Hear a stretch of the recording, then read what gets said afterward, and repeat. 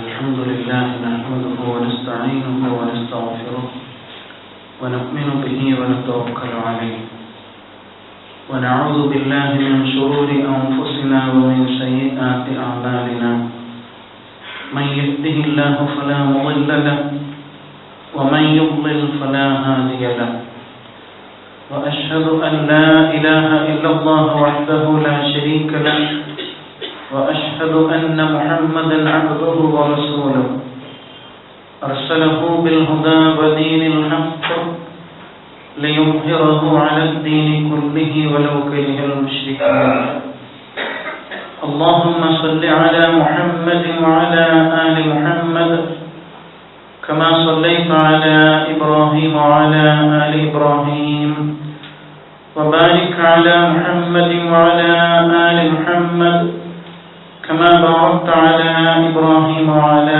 آل إبراهيم في العالمين إنك حميد مجيد أما بعد فإن خير الحديث كلام الله وخير الهدي هدي محمد صلى الله عليه وسلم وشر الأمور محدثاتها وكل محدثة بدعة وكل بدعة ضلالة أيها الإخوان والأخوات أوصيكم وإياي أولا بتقوى الله إن أريد إلا الإصلاح ما استطعت وما توفيقي إلا بالله عليه توكلت وإليه أنيب قال الله تعالى في القرآن المجيد أعوذ بالله من الشيطان الرجيم بسم الله الرحمن الرحيم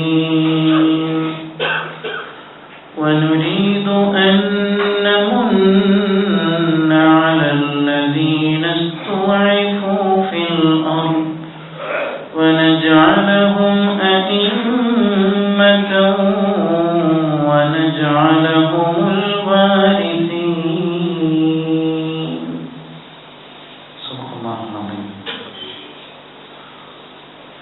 സ്നേഹമുള്ള സഹോദരന്മാരെ സഹോദരിമാരെ, പ്രപഞ്ചനാഥനായ സകലവും സൃഷ്ടിച്ച് സംരക്ഷിച്ച് പരിപാലിച്ചു കൊണ്ടിരിക്കുന്ന ഏകനായ അല്ലാഹു സുബ്ഹാനഹു വ തആലയുടെ കൽപ്പനകൾക്ക് വിധേയമായിക്കൊണ്ട് നമ്മുടെ ജീവിതത്തിൻ്റെ എല്ലാ മേഖലകളിലും തഖ്വ പാലിക്കുവാൻ, യഥാർത്ഥ മുത്തഖികളായി ജീവിതം നയിക്കുവാൻ എന്നെയും നിങ്ങൾ ഓരോരുത്തരെയും ആദ്യമേ വസിയ്യത്ത് ചെയ്യുകയാണ്, ഉപദേശിക്കുകയാണ്.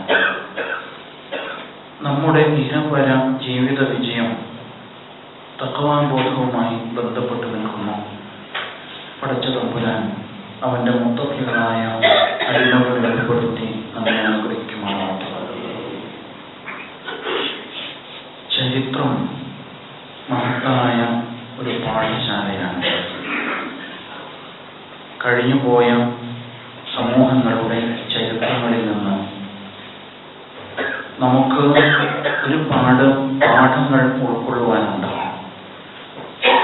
അവരുടെ നന്മകൾ നമുക്ക് അനുഭവിക്കാം, അവർക്ക് സംഭവിച്ച അബദ്ധങ്ങൾ നമുക്ക് സംഭവിക്കാതിരിക്കുവാൻ ജാഗ്രത പുലർത്തുകയും ചെയ്യാം. വിശുദ്ധ ഖുർആനിന്റെ വലിയ ഒരു ഭാഗം കഴിഞ്ഞുപോയ സമൂഹങ്ങളുടെ ചരിത്രങ്ങളാണ്. അല്ലാഹുവെ അംഗീകരിച്ചവരും ധിക്കരിച്ചവരുമായ സമൂഹങ്ങൾ. ആ സമൂഹങ്ങളെ സംസ്കരിക്കാൻ വേണ്ടി രംഗത്ത് വന്ന പ്രവാചകന്മാരുടെ ചരിത്രങ്ങൾ. ഇസ്ലാമിലെ ഇബാദത്തുകളിൽ ചിലത് ചില ചരിത്ര പശ്ചാത്തലങ്ങളുമായി ബന്ധപ്പെട്ട് നിൽക്കുന്നു എന്ന് നമുക്കറിയാം. ഹജ്ജ് മഹാനായ ഇബ്രാഹിം അലൈഹിസ്സലാത്തു വസ്സലാമിൻ്റെയും കുടുംബത്തിൻ്റെയും ജീവിത ചരിത്രമാണ്. ബലികർമ്മം, ആ പിതാവ് പുത്രനെ ബലി നടത്തിയതിൻ്റെ ചരിത്രമാണ്. ഇതേപോലെ ഇസ്ലാമിക സമൂഹവുമായി ഏറെ ബന്ധപ്പെട്ട് നിൽക്കുന്ന മഹാനായ മൂസ അലൈഹിസ്സലാമിൻ്റെ ചരിത്ര പശ്ചാത്തലവും നമ്മുടെ ഇബാദത്തുകളുമായി ബന്ധിപ്പിച്ചുകൊണ്ട് നാം പഠിക്കുകയും മനസ്സിലാക്കുകയും ചെയ്യുന്നുണ്ട്. നാം ഇപ്പോൾ നിലകൊള്ളുന്ന മാസം മുഹറം മാസമാണ്. ഈ മാസത്തിന്റെ ഏറ്റവും മഹത്തായ ഒരു സവിശേഷത, ഈ മാസത്തിലാണ് അതിമഹത്തായ ഒരു വിമോചന പോരാട്ടം നടന്നിട്ടുള്ളത് എന്നതാണ്. ഇബ്നു അബ്ബാസ് റളിയല്ലാഹു അൻഹു റിപ്പോർട്ട് ചെയ്യുന്ന ഒരു ഹദീസ് എങ്ങനെയുണ്ട്? റസൂലുള്ളാഹി സ്വല്ലല്ലാഹു അലൈഹി വസല്ലം മദീനയിൽ എത്തിച്ചേർന്നു. ഫറഅൽ യഹൂദ് തസൂമു യൗമ ആശൂറ. അങ്ങനെ മുഹറം 10ാമത്തെ ദിവസം അഥവാ ആശൂറ ദിനത്തിൽ മദീനയിലെ യഹൂദികൾ നോമ്പെടുക്കുന്നതായിട്ട് പ്രവാചകൻ കണ്ടു. ഫഖാൽ മാ ഹാദാ, എന്താണിത് എന്ന് പ്രവാചകൻ അവരോട് അന്വേഷിച്ചു. ഖാലൂ യൗമുൻ സാലിഹ്, ഇത് വളരെ നല്ല ഒരു ദിവസമാകുന്നു. ഹാദാ യൗമുൻ നജ്ജല്ലാഹു അസ്സ വജല്ല ബനി ഇസ്രായീല മിൻ അദുവ്വിഹിം. അല്ലാഹു സുബ്ഹാനഹു വതആല ഇസ്രായേൽ സമൂഹത്തെ അവരുടെ ശത്രുക്കളിൽ നിന്ന് രക്ഷപ്പെടുത്തിയ ദിവസമാണിത് എന്ന് അവർ ആ വേളയിൽ റസൂൽ സല്ലല്ലാഹു അലൈഹി വസല്ലമയോട് പറഞ്ഞു. ഫസാമഹു മൂസ, ഈ ദിവസം മൂസ അലൈഹിസ്സലാം വ്രതമനുഷ്ഠിക്കാറുണ്ടായിരുന്നു എന്നും അവര് ഉണർത്തുകയുണ്ടായി. റസൂലുള്ളാഹി സ്വല്ലല്ലാഹു അലൈഹി വസല്ലം ആ വേളയിൽ ഇങ്ങനെ പ്രതിവചിച്ചല്ലോ, ഫഅന അഹഖു ബിമൂസ മിൻകും, എങ്കിൽ നിങ്ങളെക്കാളും മൂസ അലൈഹിസ്സലാമുമായിട്ട് കൂടുതൽ ബന്ധമുള്ളവൻ ഞാനാണ്. മൂസ അലൈഹിസ്സലാമിന്റെ ചര്യ പിന്തുടരുവാൻ കൂടുതൽ അർഹതയുള്ളത് എനിക്കാണ്. അമറ ബിസിയാമി എന്ന് പറഞ്ഞുകൊണ്ട് റസൂൽ സല്ലല്ലാഹു അലൈഹി വസല്ലം നോമ്പ് എടുക്കുവാൻ വേണ്ടിയിട്ട് ഇസ്ലാമിക സമൂഹത്തോട് കൽപ്പിച്ചു. മാത്രമല്ല ഫസാമഹു, റസൂൽ സല്ലല്ലാഹു അലൈഹി വസല്ലം നോമ്പ് എടുക്കുകയും ചെയ്തു എന്നാണ് ചരിത്രം. മൂസ അലൈഹിസ്സലാം ഇസ്ലാമിക സമൂഹത്തോട് ഏറ്റവും ചേർന്ന് നിൽക്കുന്ന ഒരു സമൂഹത്തിന്റെ പ്രവാചകനാണ് എന്നുകൂടി നമുക്ക് കാണാൻ കഴിയും. പണ്ഡിതന്മാർ ഇസ്രായേൽ സമൂഹത്തെ നിലവിലുള്ള ഇസ്ലാമിക സമൂഹവുമായിട്ട് ഏറെ ബന്ധിപ്പിച്ചുകൊണ്ട് താരതമ്യ പഠനങ്ങൾ നടത്തിയതായിട്ട് നമുക്ക് ചരിത്രത്തിൽ വായിക്കാൻ കഴിയുന്നുണ്ട്. മൂസ അലൈഹിസ്സലാത്തു വസ്സലാം ഇസ്രായേൽ സമൂഹത്തിലെ പ്രവാചകനാണ്. എന്നാൽ റസൂലുള്ളാഹി സ്വല്ലല്ലാഹു അലൈഹി വസല്ലമയുടെ ഉമ്മത്തുമായിട്ട് ഏറെ അടുത്തു നിൽക്കുന്ന പ്രവാചകനുമാണ്. വിശുദ്ധ ഖുർആനിൽ അല്ലാഹു സുബ്ഹാനഹു തആല ലാ നഫർഖു ബൈന അഹദിൻ മിൻഹും, പ്രവാചകന്മാരിൽ ഒരാൾക്കിടയിലും ഒരു വിവേചനവും നാം കൽപ്പിക്കുന്നില്ല, അങ്ങനെ കൽപ്പിക്കുവാൻ പാടില്ല എന്ന് പ്രത്യേകമായി തന്നെ പഠിപ്പിക്കുന്നുണ്ട്. അതുകൊണ്ട് തന്നെയാണ് പൂർവ്വ പ്രവാചകന്മാരുടെ ചര്യയും അവരുടെ ചരിത്രവും നമ്മുടെ ജീവിതവുമായി ഏറെ ബന്ധപ്പെടുത്തി നിർത്തിയിരിക്കുന്നത്. അവരുടെ ഇബാദത്തുകൾ നമ്മുടെ ഇബാദത്തുകളായിട്ട് ചേർത്ത് നിർത്തിയതും അതിന്റെ ഭാഗമാണ് എന്ന് നമുക്ക് മനസ്സിലാക്കാൻ കഴിയും. ഇസ്രായേൽ സമൂഹത്തിന്റെ ചരിത്രം മഹാനായ യാക്കൂബ് അലൈഹിസ്സലാം മുതൽക്കാണ് ആരംഭിക്കുന്നത് എന്ന് കാണാം. ഇസ്രായേൽ എന്ന നാമം യാക്കൂബ് അലൈഹിസ്സലാമിന്റെ മറ്റൊരു പേരായിരുന്നു. അദ്ദേഹത്തിന്റെ വംശപരമ്പരയാണ് ഇസ്രായേൽ സന്തതികൾ എന്ന പേരിൽ അറിയപ്പെടുന്നത് എന്ന് കാണാം. അതിനും അപ്പുറം അദ്ദേഹത്തിന്റെ പ്രപിതാവ് ഇബ്രാഹിം അലൈഹിസ്സലാത്തു വസ്സലാമിലേക്കും അവരുടെ ചരിത്രം ചെന്നു നിൽക്കുന്നതായിട്ട് കാണാൻ കഴിയും. യഥാർത്ഥത്തിൽ ഇസ്രായേൽ സമൂഹത്തിന്റെ ആസ്ഥാനം ഫലസ്തീൻ ആയിരുന്നു. ഫലസ്തീനിലായിരുന്ന ഇസ്രായേൽ സമൂഹം എങ്ങനെയാണ് ഫറോവയുടെ നാടായ ഈജിപ്തിലേക്ക് പറിച്ചു നടുന്നത് എന്നത് നാം മനസ്സിലാക്കേണ്ട ഒരു സംഭവമാണ്. നമുക്കറിയാം, യാക്കൂബ് അലൈഹിസ്സലാമിന്റെ മക്കളിൽ പ്രവാചകത്വ പദവി ലഭിച്ച മഹാനായ പ്രവാചകനാണ് യൂസുഫ് അലൈഹിസ്സലാം.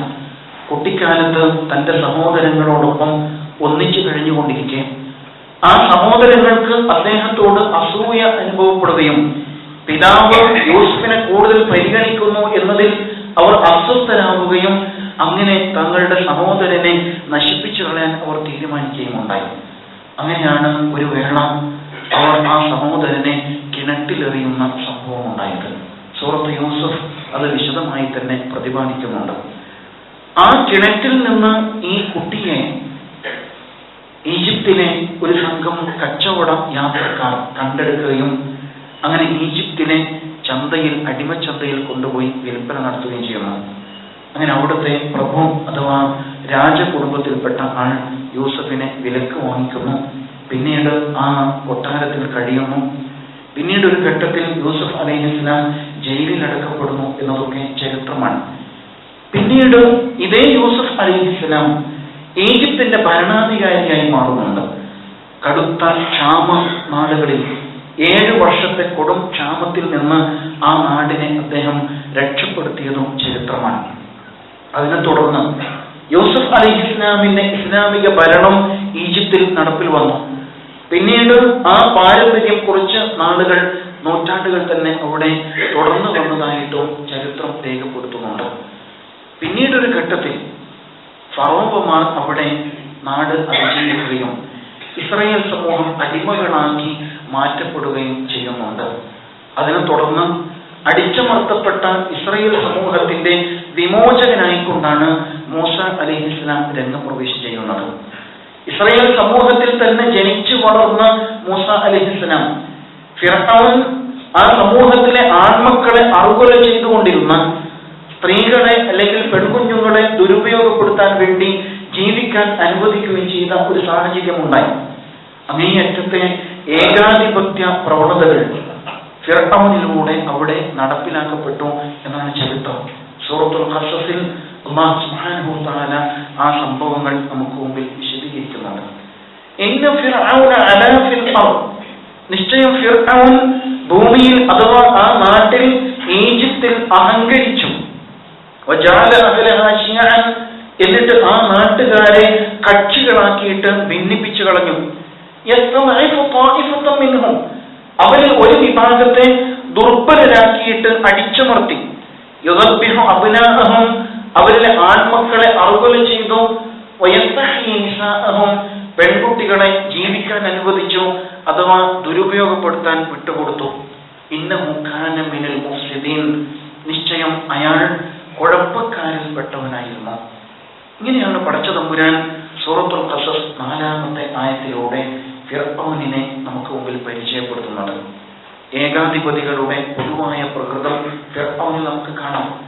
ഇന്ന് അത് ഒരു വ്യക്തിയിൽ നിന്ന് സാമ്രാജ്യത്വം എന്ന് പറയുന്ന ഒരു കാഴ്ചപ്പാടിലേക്ക് സമൂഹത്തെ ആകമാനം വിഴുങ്ങിക്കളയുന്ന ഭീകരമായ ഒരു അവസ്ഥയിലേക്ക് പരിണമിച്ചിരിക്കുന്നു എന്ന് മനസ്സിലാക്കുന്നു. അന്ന് വ്യക്തികളായിരുന്നുവെങ്കിൽ ഇന്ന് ചില വിഭാഗം ആളുകൾ ഒന്നിച്ചു ചേർന്നുകൊണ്ട് ഇത്തരത്തിലുള്ള തെറ്റായ അരാജകത്വ നിലപാടുകൾ ലോകത്ത് നടപ്പിൽ വരുത്തിക്കൊണ്ടിരിക്കുകയാണ്. രണ്ടും തമ്മിൽ ഫലത്തിൽ യാതൊരു വ്യത്യാസവുമില്ല എന്നാണ് മനസ്സിലാക്കാൻ കഴിയുക. ഇന്നത്തെ സാമ്രാജ്യത്വം തന്നെയാണ് അന്നത്തെ ഏകാധിപത്യമായിട്ട് നടപ്പിലുണ്ടായിരുന്നത് എന്ന് കാണാം.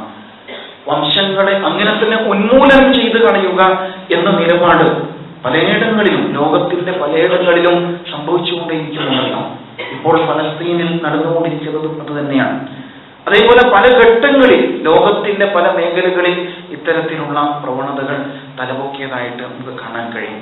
ചരിത്രം എന്നും ഒരു തുടർച്ചയുള്ള കാര്യമാണ്. വിശുദ്ധ ഖുർആൻ അങ്ങനെ പറയുന്നുണ്ട്, വതിൽകൽ അയ്യാമു നുദാവിലുഹാ ബൈനന്നാസ്, ജനങ്ങൾക്കിടയിൽ വിജയ പരാജയത്തിൻ്റെതായ വ്യത്യസ്തമായ അവസ്ഥകളെ നാം നിരന്തരം മാറി മറിഞ്ഞ് അനുഭവിപ്പിച്ചുകൊണ്ടേയിരിക്കും.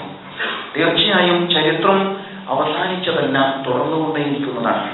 സത്യവും അസത്യവും തമ്മിലുള്ള സംഘടനകൾ എന്നും ഉണ്ടായിക്കൊണ്ടേയിരിക്കും. സത്യത്തിന്റെ പക്ഷം ഒരു വേള അടിച്ചമർത്തപ്പെടും, അസത്യം കൂടുതൽ പ്രകടമായിട്ട് വിജയിച്ചു നിൽക്കുന്നതായി പ്രത്യക്ഷത്തിൽ നമുക്ക് അനുഭവപ്പെട്ടേക്കും. എന്നാൽ അന്തിമമായ വിജയം സത്യത്തിന് മാത്രമാണ് എന്ന് തീർച്ചയായും ഈ വിമോചന പോരാട്ട സംഭവങ്ങളെ പഠിപ്പിക്കുന്നുണ്ട്. അല്ലാഹു സുബ്ഹാനഹു വ തആല വളരെ വിദഗ്ധമായി ആ സമൂഹത്തിൽ തന്റെ കരുക്കൾ നീക്കുന്നത് നാം കാണുന്നു. ആൺകുഞ്ഞുങ്ങളെ അറുകൊല ചെയ്യാൻ നിശ്ചയിച്ച ഫിർഔൻ ഭരണകൂടത്തിന് മുമ്പിൽ മൂസ അലൈഹിസ്സലാമിനെ അല്ലാഹു സുബ്ഹാനഹു വ തആല വളർത്തിക്കൊണ്ടുവരികയാണ്. ചരിത്രത്തിൽ തുല്യതയില്ലാത്ത ചില സംഭവങ്ങളിലൂടെ സ്വന്തം കുഞ്ഞിനെ ഒരു ഉമ്മ നദിയിലേക്ക് ഇടുക എന്ന് പറയുന്നത് അസാധ്യമായ സംഭവമാണ്. പക്ഷെ മൂസ അലൈഹിസ്സലാമിന്റെ ഉമ്മ അതിന് സന്നദ്ധയാകുന്നു എന്ന് ചരിത്രം നമുക്ക് പറഞ്ഞു തരുന്നുണ്ട്. മൂസ അലൈഹിസ്സലാമിന്റെ ഉമ്മയ്ക്ക് നാം വഹ്യ് നൽകി, അവന് നീ മുലയൂട്ടുക എന്ന് നാം ആദ്യമായി കൽപ്പിച്ചു. എന്നിട്ട് ഫിർഔനിന്റെ ഈ ഭീകര പ്രവർത്തനങ്ങൾ നടന്നുകൊണ്ടിരിക്കുന്ന സാഹചര്യമാണ്. അവിടെ അല്ലാഹു തആല മൂസ അലൈഹിസ്സലാമിന്റെ ഉമ്മയ്ക്ക് മാർഗദർശനം നൽകാൻ, തന്റെ കുഞ്ഞിന്റെ ഭാവിയെ കുറിച്ച് നീ ആശങ്കിക്കുന്നുവെങ്കിൽ, ഭയപ്പെടുന്നുവെങ്കിൽ ആ കുഞ്ഞിനെ നദിയിലേക്ക് എടുത്തിട്ടോളൂ. വലാ തഖാഫി വലാ തഹ്സനി, നീ ഭയപ്പെടേണ്ട, നീ ദുഃഖിക്കേണ്ട. ഇന്നാ റാദ്ദൂഹു ഇലൈക്, നിശ്ചയം ആ കുഞ്ഞിനെ നാം നിനക്ക് തിരിച്ചു നൽകുക തന്നെ ചെയ്യും. ഇന്നാ റാദ്ദൂഹു ഇലൈക് വജാഇലൂഹു മിനൽ മുർസലീൻ, അങ്ങനെ മഹാന്മാരായ പ്രവാചകന്മാരുടെ കൂട്ടത്തിൽ അദ്ദേഹത്തെ ഉൾപ്പെടുത്തുകയും ചെയ്യുമെന്ന് അല്ലാഹു സുബ്ഹാനഹു വ തആല മൂസ അലൈഹിസ്സലാമിന്റെ ഉമ്മയ്ക്ക് വഹ്യ് നൽകി എന്ന് ഖുർആൻ പറയുന്നു. സാധാരണഗതിയിൽ വഹ്യ് പ്രവാചകന്മാർക്കാണ് ലഭിക്കുക. വനിത പ്രവാചകകൾ ഉണ്ടായതായിട്ട് ചരിത്രം രേഖപ്പെടുത്തുന്നില്ല. അതേസമയം ഈ ഉമ്മയുടെ മനസ്സിലേക്ക് അല്ലാഹു സുബ്ഹാനഹു വ തആല വഹ്യ് എന്ന വണ്ണം ഒരു ഇൽഹാം, വെളിപാട് ഇട്ടുകൊടുക്കുകയാണ് ചെയ്യുന്നത്. അത് ദൈവികമാണ് എന്ന് ഒരു ഉമ്മയ്ക്ക് ബോധ്യപ്പെടും വിധത്തിൽ അള്ളാഹുവിന്റെ ഭാഗത്ത് നിന്നുള്ള ഒരു വെളിയാളം ലഭിക്കുന്നു എന്നുള്ളതാണ്. അത് അതേപോലെ തന്നെ അല്ലാഹു സുബ്ഹാനഹു വ തആല സാക്ഷാത്കരിക്കുന്നുണ്ട്. ഫറദദ്നാഹു ഇലാ ഉമ്മിഹി, പിന്നീട് ഇതേ കുഞ്ഞിനെ ഉമ്മയുടെ കയ്യിലേക്ക് നാം തിരിച്ചേൽപ്പിക്കുകയും ചെയ്തു. കൈ തഖറ ഐനുഹ, അവർക്ക് കൺകുളിർമ അനുഭവപ്പെടുവാൻ വേണ്ടി എന്നും നാം പറയുന്നുണ്ട്. ചരിത്രത്തിന്റെ സുപ്രധാന ഘട്ടങ്ങളിൽ വനിതകൾ വഹിച്ച സുപ്രധാനമായ പങ്കുകൂടി നാം ഓർക്കേണ്ടതുണ്ട്. മറിയം ബീവിയും ആസിയ ബീവിയും എന്ന പോലെ മൂസ അലൈഹിസ്സലാമിന്റെ ഉമ്മ ചരിത്രത്തിൽ സുപ്രധാനമായ ഇടം നേടുകയാണ് എന്നുകൂടി നാം മനസ്സിലാക്കണം. ആ കുഞ്ഞിനെ പിന്നീട് എടുത്തു വളർത്തുന്നത് ഇതേ ഫിർഔനാണ്. ഫിർഔനിന്റെ കൊട്ടാരത്തിൽ ഒരു രാജകുമാരന്റെ പദവിയിൽ രാജകീയമായ അറിവുകളും അഭ്യാസങ്ങളും എല്ലാം അനുഭവിച്ച് പരിശീലിച്ചറിഞ്ഞുകൊണ്ടാണ് ആ കുഞ്ഞ് പിന്നീട് വളരുന്നത്. അതാണ് പടച്ച തമ്പുരാന്റെ ഹിക്മത്ത് എന്ന് പറയുന്നത്. അവന്റെ ശത്രുവിനെ തന്റെ കൊട്ടാരത്തിൽ അയാളുടെ തന്നെ സ്നേഹ വാത്സല്യങ്ങൾ ഏറ്റുവാങ്ങുന്ന വിധത്തിൽ അല്ലാഹു സുബ്ഹാനഹു വ തആല വളർത്തിക്കൊണ്ടുവരുന്നു. പിന്നീട് താൻ ആരാണെന്ന് മൂസ അലൈഹിസ്സലാം തിരിച്ചറിയുന്നുണ്ട്. അങ്ങനെ അടിച്ചമർത്തപ്പെട്ട സമൂഹത്തിന്റെ പ്രതിനിധിയാണ് താൻ എന്ന് മൂസ അലൈഹിസ്സലാം മനസ്സിലാക്കുന്നു. അങ്ങനെ അവർക്ക് വേണ്ടി ശബ്ദിക്കുന്നു മൂസ അലൈഹിസ്സലാം. അല്ലാഹു സുബ്ഹാനഹു വ തആല മഹത്തായ പ്രവാചകത്വ പദവി നൽകി മൂസ അലൈഹിസ്സലാമിനെ ആദരിക്കുന്നുണ്ട്. രണ്ട് മഹത്തായ ദൗത്യമാണ് മൂസ അലൈഹിസ്സലാമിന് അല്ലാഹു ഏൽപ്പിച്ചു കൊടുത്തത്. അതിലൊന്ന് ഫിർഔനിനെ സത്യത്തിലേക്ക് വഴി നടത്തുക എന്നതായിരുന്നു. ഇദ്ഹബ് ഇലാ ഫിർഔന ഇന്നഹു തഗാ ഫഖുൽ ഹൽ ലക ഇലാ അൻ തസക്ക വഅഹദിയക ഇലാ റബ്ബിക ഫതഖ്ശാ. താങ്കൾ ഫിർഔനിന്റെ അടുക്കലേക്ക് പോകൂ, എന്നിട്ട് ഫിർഔനിനോട് പറയൂ, താങ്കൾക്ക് ഞാൻ വഴി കാണിച്ചു തരാം, താങ്കൾക്ക് സന്മാർഗം പ്രാപിക്കണമെന്നുണ്ടോ എന്ന് അന്വേഷിക്കൂ എന്ന് അല്ലാഹു തആല മൂസ അലൈഹിസ്സലാമിനോട് പറയുന്നുണ്ട്. ഒരു വേള ഫിർഔനിന്റെ വംശത്തിൽപ്പെട്ട ഒരാളെ, ആ നാട്ടിലെ ഒരു പൗരനെ അബദ്ധവശാൽ മൂസ നബിയുടെ കയ്യാൽ കൊല ചെയ്യപ്പെടുന്ന ഒരു സംഭവമുണ്ട്. അത് കഴിഞ്ഞ് പിന്നീട് ഒരു ഘട്ടത്തിൽ പ്രവാചകത്വ പദവി ഏറ്റെടുത്തുകൊണ്ടാണ് മൂസ അലൈഹിസ്സലാം ഈജിപ്തിലേക്ക് തിരിച്ചു വരുന്നത്.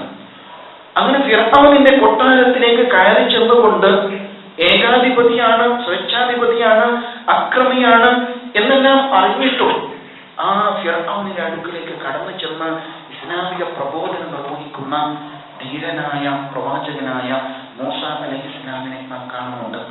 അങ്ങേയറ്റം സംയമനം പാലിച്ചുകൊണ്ട് ഒരു പ്രവാചകന്റെ, പ്രബോധകന്റെ ഉന്നതമായ സംസ്കാരം ഉൾക്കൊണ്ടുകൊണ്ടാണ് ഏകാധിപതിക്ക് മുമ്പിലേക്ക് മൂസ അലൈഹിസ്സലാം കടന്നു ചെല്ലുന്നത്. എന്നിട്ട് ഇസ്ലാമിന്റെ മഹത്തായ സന്ദേശം മൂസ അലൈഹിസ്സലാം ഫിർഔനിന് കൈമാറുന്നുണ്ട്. പക്ഷേ ഫിർഔൻ അത് അംഗീകരിക്കാൻ സന്നദ്ധനാവുന്നില്ല. നിരന്തരമായ വാഗ്വാദങ്ങൾ അവർക്കിടയിൽ ഉണ്ടായി എന്നത് ചരിത്രമാണ്. ആ സംഭവങ്ങളൊക്കെയും ഈജിപ്ത് മുഴുവനും പാട്ടായി മാറിയിരുന്നു. നാട്ടുകാരെ മുഴുവൻ അന്വേഷിച്ചുകൊണ്ടിരിക്കുകയാണ് എന്താണ് സംഭവിക്കുന്നത് എന്നതിനെ കുറിച്ച്.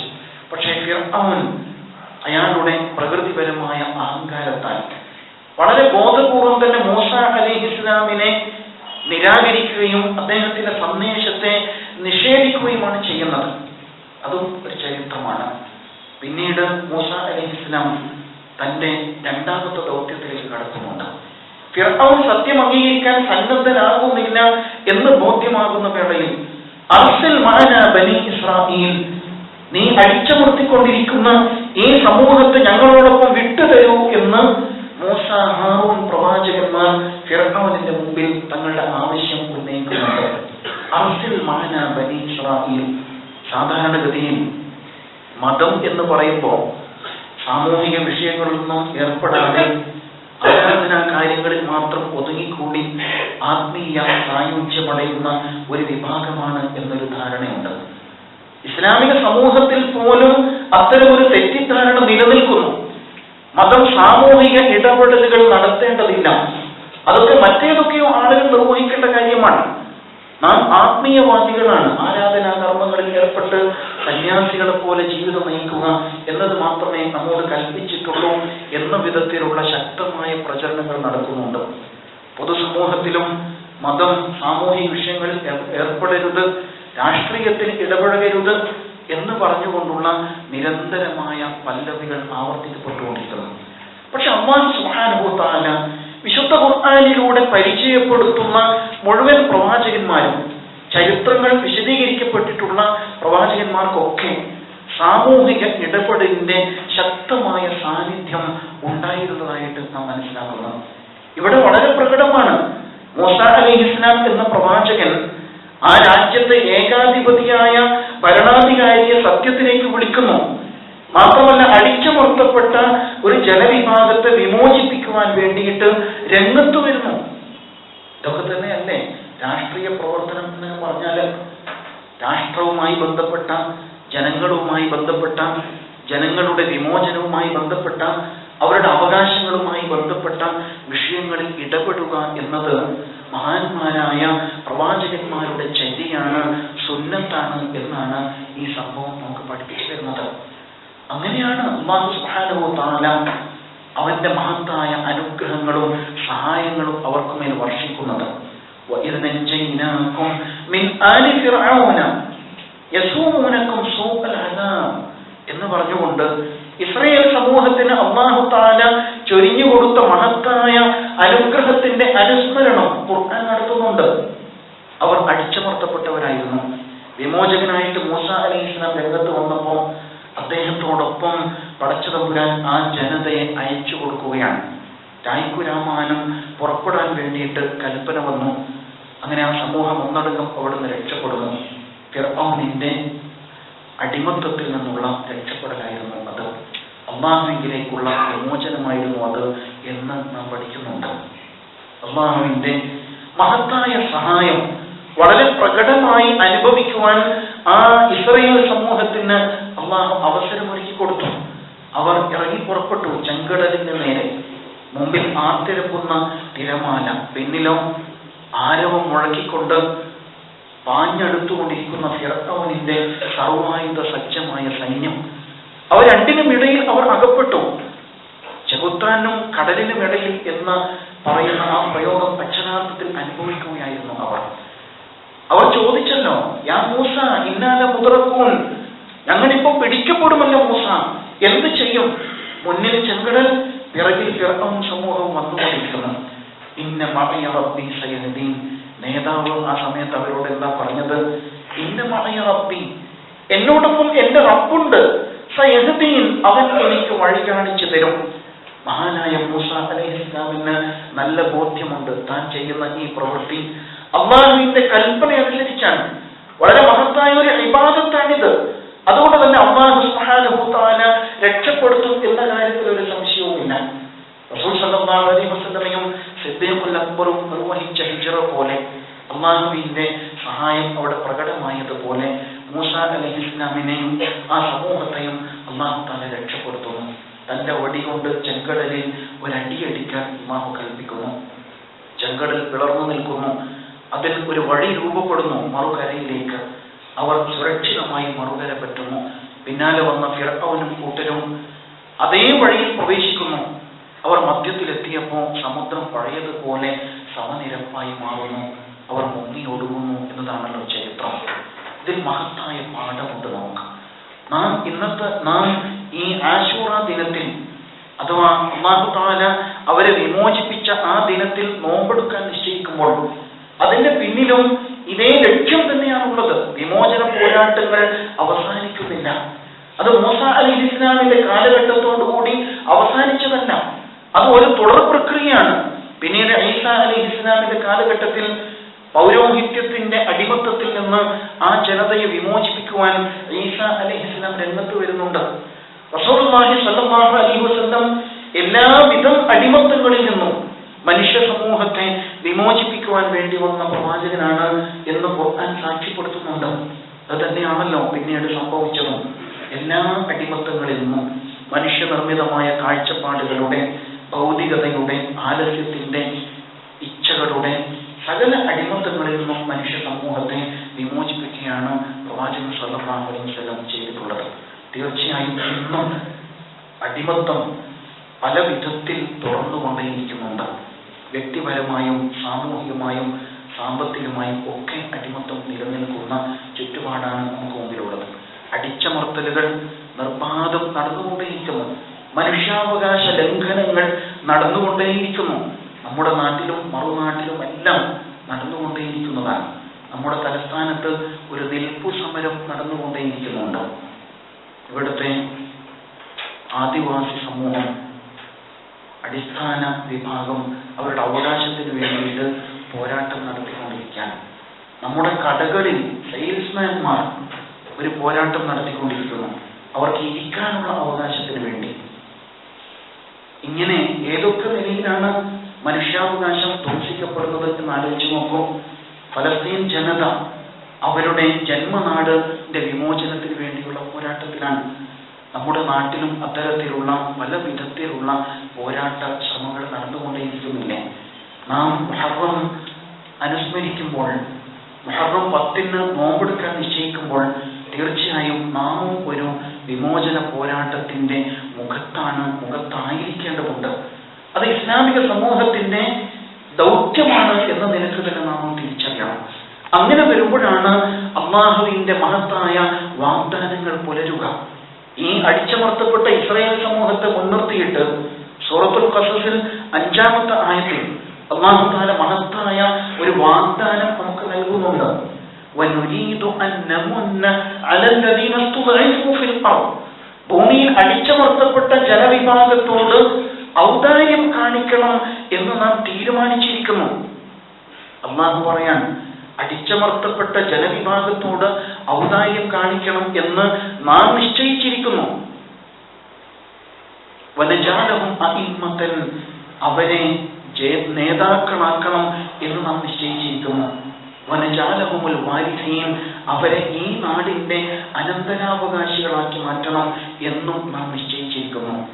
വനുമക്കിന ലഹും ഫിൽ അർദ്, ഈ ഭൂമിയുടെ അധികാരം അവരെ ഏൽപ്പിച്ചു കൊടുക്കണം എന്ന് നാം നിശ്ചയിച്ചിരിക്കുന്നു. ഇങ്ങനെ ഒരുപക്ഷെ നമുക്ക് സങ്കല്പിക്കാൻ കഴിയാത്ത അതിമഹത്തായ വാഗ്ദാനങ്ങൾ പടച്ചതമ്പുരാൻ നമുക്ക് മുമ്പിലേക്ക് തരുന്നുണ്ട്. ഇത് അവിചാരിതമായി പെട്ടെന്നൊരു സുപ്രഭാതത്തിൽ സംഭവിക്കും എന്ന് വ്യാമോഹിക്കേണ്ടതില്ല. ഇത്തരമൊരു വിമോചനത്തിന് വേണ്ടി ഒരു സംഘം രംഗത്ത് വരുമ്പോൾ അല്ലാഹു സുബ്ഹാനഹു വ തആല മൂസ അലൈഹിസ്സലാമിന്റെ കയ്യിൽ കൊടുത്തതുപോലുള്ള ഒരു വടി നമ്മുടെ കയ്യിലേക്ക് തരും. അങ്ങനെയാണ് ചരിത്രത്തിൽ വിപ്ലവകരമായ മാറ്റങ്ങൾ പലതും ഉണ്ടായത്. ഇസ്ലാമിക സമൂഹം ആ നിലയിൽ ചരിത്ര ദൗത്യം ഏറ്റെടുക്കാൻ ബാധ്യതയുള്ളവരാണ് എന്നുകൂടി നാം നിർദ്ദേശിക്കാം. അല്ലാഹു സുബ്ഹാനഹു വ തആല മഹത്തായ വിമോചന പ്രവർത്തനങ്ങളിൽ ഏർപ്പെടുവാൻ നമുക്ക് കരുത്തു നൽകുമാറാവട്ടെ. അടിച്ചമർത്തപ്പെട്ട ജനവിഭാഗത്തോട് ചേർന്ന് നിന്നുകൊണ്ട് നന്മയുടെ മാർഗത്തിൽ മുന്നേറുവാൻ അല്ലാഹു നമ്മെ അനുഗ്രഹിക്കുമാറാവട്ടെ.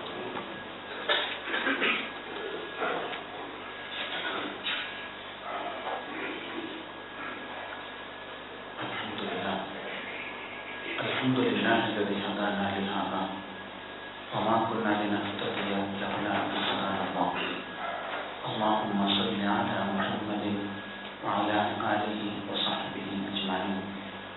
يا أيها الذين آمنوا اتقوا الله حق تقاته ولا تموتن إلا وأنتم مسلمون. യഥാർത്ഥ മുത്തഖികളായി ജീവൻ നയിക്കുവാൻ അല്ലാഹുവോടും അവന്റെ പടപ്പുകളോടുമുള്ള ബാധ്യതകൾ പൂർത്തീകരിക്കുവാൻ ഒരിക്കൽ കൂടി വസിയത്ത് ചെയ്യുകയാണ് ഉപദേശിക്കാൻ. വിശുദ്ധ ഖുർആനിൽ ഏറ്റവും കൂടുതൽ പരാമർശിക്കപ്പെട്ട പ്രവാചകൻ മൂസ അലൈഹിസ്സലാമാണ്. 136 തവണ റസൂൽ സല്ലല്ലാഹു അലൈഹി വസല്ലമിന്റെ നാമം ഖുർആനിൽ 4 തവണയാണ് ആവർത്തിക്കപ്പെടുന്നത്. ഖുർആനിൽ ഏറ്റവും കൂടുതൽ പരാമർശിക്കപ്പെട്ട പൂർവ്വ സമൂഹം ഇസ്രായേൽ സമൂഹവുമാണ്.